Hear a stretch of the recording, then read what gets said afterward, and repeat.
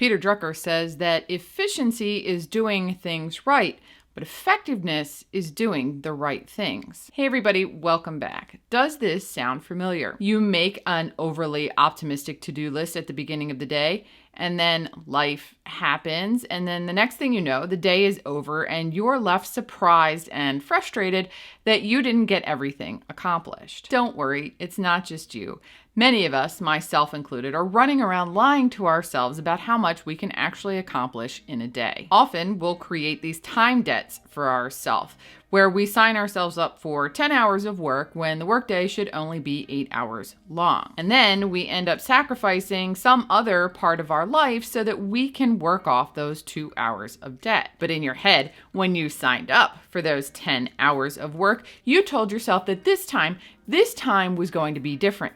This time you were going to be more focused, you were going to be more productive, you were going to manage your time better, and that you would be able to get all of those 10 hours of work done in the 8 hours that you were given. But it's unlikely that you're magically going to turn into this more productive, more focused person just because the calendar rolled over from one month to the next. In this video, we're going to talk about some strategies that you can use and some skills that you can develop so that you can manage your time more realistically, so that you can stop booking yourself for 28 hours worth of work every single day. When it comes to time management, there are 3 skills that you need to develop, which I'm going to talk about in a minute. But first, I want you to understand that these 3 skills are like legs on a stool. If you only have 2 of them, you're not fully in control of your time. So once you understand these skills, I want you to consider which one that you are weakest in and start attacking that one first. Because when it comes down to it, in terms of time management, you really are only as strong as your weakest link. Okay, I think that's enough of the overly used metaphors. So let's talk about the first skill, which is time awareness. This is the understanding that time is in fact limited, and that just because you sign up for one more thing, time is not going to stretch so that you'll be able to fit it all in. With this skill, one of the first things you're going to want to ask yourself is, are you convinced that your current workload is temporary? Have you been saying, if I can just get through this week, everything will be better? Except you've been saying it for the last 6 months. I know I'm personally always saying when ice skating or school or the holidays or summer or winter or whatever is over that things will be better.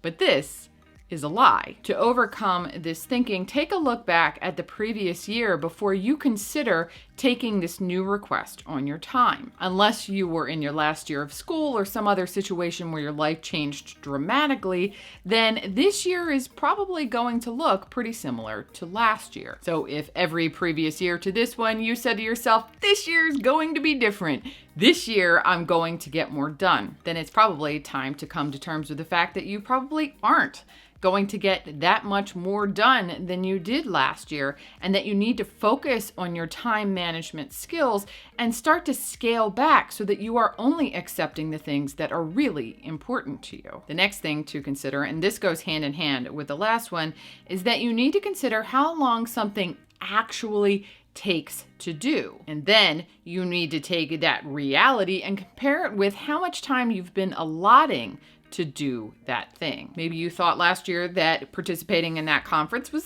only going to take a couple of hours, and it actually turned into dozens of hours. Keep track of that so that the next time that opportunity comes up, you'll be prepared to allot that much time for it or to say no to it. And then for those tasks that you do more on a regular basis, time yourself doing them 3 to 5 times so that you can get a good average of how long it takes you to do that thing. And then make sure that you add in a little buffer time so on those days where your brain doesn't work or you are constantly being interrupted, you still have enough time to do that thing. Remember, if you add that buffer time and you end up ahead, that's fantastic. No one's going to be mad if you told them that it would be ready on Thursday and you actually have it ready on Wednesday.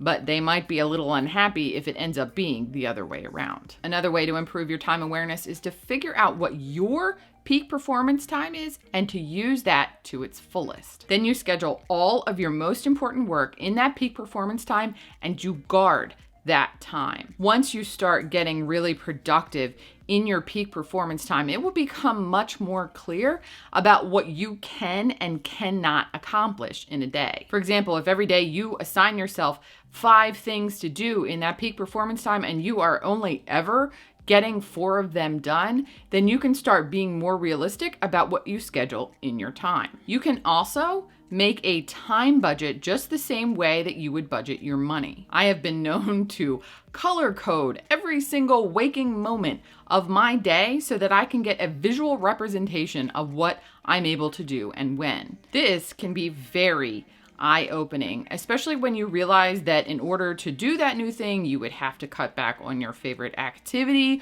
or sleep on a regular basis. Saying yes to that opportunity no longer sounds like such a good idea. And while we're on this topic, I want you to take a moment and consider why you are agreeing to do this stuff in the first place. If you are someone that is signing up for things because you are a people pleaser, the next time you're met with an opportunity, I want you to consider how the people would feel if you weren't actually able to hold up your end of the bargain. If you're constantly overwhelmed and behind, you're not going to be able to do a good job on yet another project. People might be happy that you volunteered in the first place, but if you're so burned out that you can't follow through, you're not really going to be helping them, and you're just going to be stressing yourself out more. Don't be afraid to tell someone that while you would love to do the opportunity that they're offering to you, that you are just not able to do your best right now, and you just wouldn't want to let anybody down. Saying no now is much better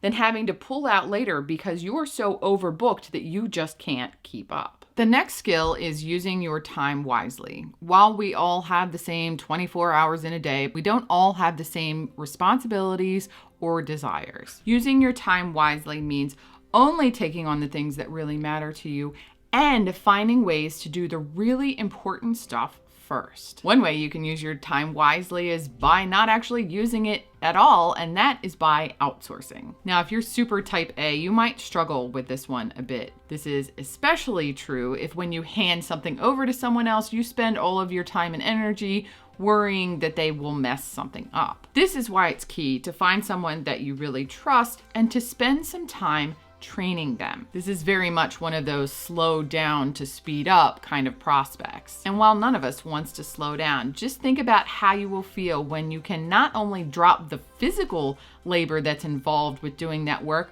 but also the mental load that comes with doing it. Another way to use your time wisely is to not just have a to-do list, but to have that to-do list ranked by importance. One way to do this is to do a brain dump first thing in the morning.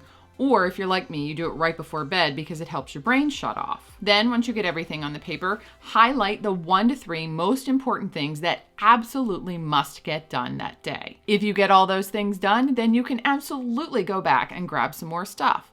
But if life happens and those are the only things that you're able to get done, well, at least you chose the most important things. If you're struggling to figure out what is the most important stuff, then I'm going to link a video up in the cards that I did on a technique called the Eisenhower Matrix. It will help you filter through that brain dump and figure out what really matters. Another method is to truly embrace your calendar. Put due dates on there as soon as you take on a project, and then schedule time on there for you to actually do the work to complete that project. If it's a really big project, then it might be worth breaking the project down into smaller milestones and scheduling those, and then making sure that you have time to meet those milestones on the way to the bigger project. The last skill is adjusting your time.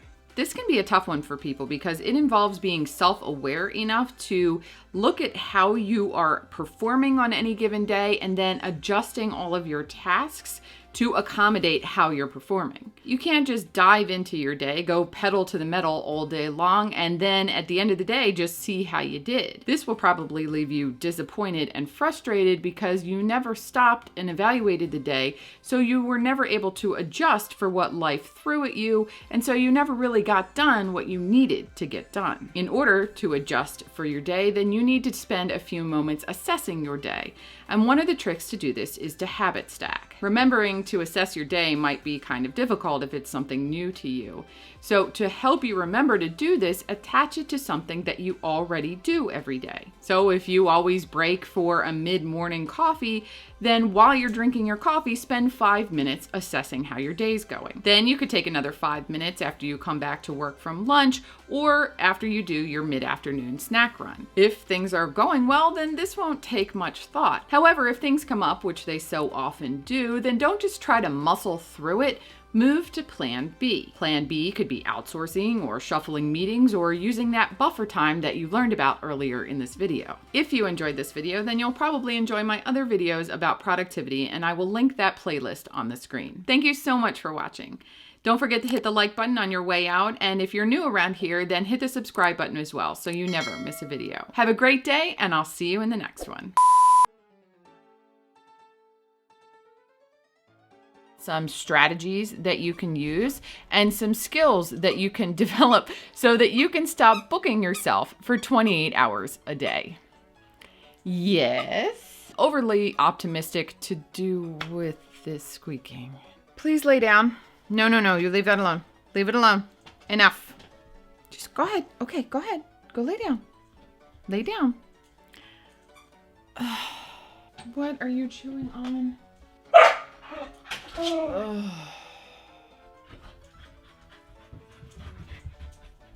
The next skill is using your time wisely. Okay.